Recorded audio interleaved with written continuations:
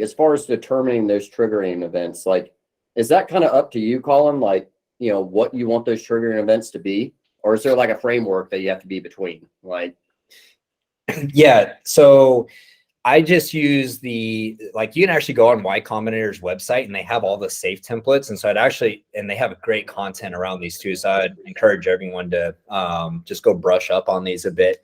And so they're pretty standard around the conversion triggers. And so it's usually one of those two triggers that I told you, hey, we're raising a price round, Series A, boom, okay, now it converts, or we're getting acquired and have a liquidation event.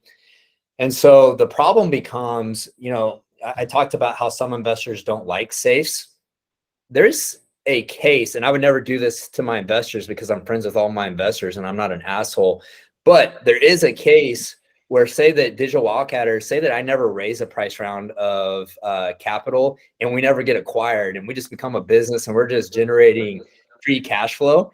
I can just suck all that free cash flow out to, the founders and the management team. And I'm not required by law to actually trigger that safe. And so if I really wanted to be an asshole, I could screw over my investors and never. That was the other thing I was wondering is like, do they ever use like free cash flow or EBITDA or something as a triggering event? Obviously, then it can open yourself up to like financial manipulation of, cash flow statements. But like, is that a common triggering event, like a certain EBITDA or something like that? Or is it normally just a, liquidation event or a, Series A round? Yeah, I haven't personally seen any triggering events that are based around earnings or EBITDA, especially, I mean, dude, you talk to tech startups, they don't even know what EBITDA is.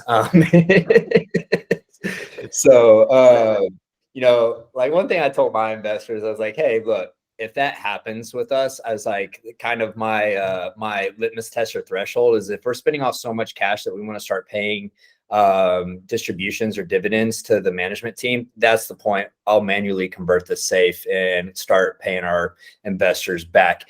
So not to say that couldn't actually be written into a safe agreement, but I haven't personally seen that just because most tech startups, they're growth focused. And so they're like, hey, we're going to raise, this $1 million seed round. And then 12 months later, we're going to go raise a Series A. And they kind of get on that VC treadmill and just start raising capital. So the good thing is the safe note, it converts to preferred equity. So you don't have common stock, it is pref ec. And so and also, I think what's important too is if you're investing in early stage startups, you should really get pro rata rights. And there's a pro rata side agreement that comes with a safe. So, all my investors that invested early, they're taking a shot on us. They're cutting serious checks from their own personal bank account and taking a bet on us. So I think it's only right that they get pro rata rights. That way, when we raise a Series A, if they want to maintain their percentage basis of ownership and not get diluted, they can put more money in. I think everyone should have that right. So if you're ever investing in early stage startups, you should really push to have pro rata rights. That way you can keep doubling down on your bets as if they grow and become successful.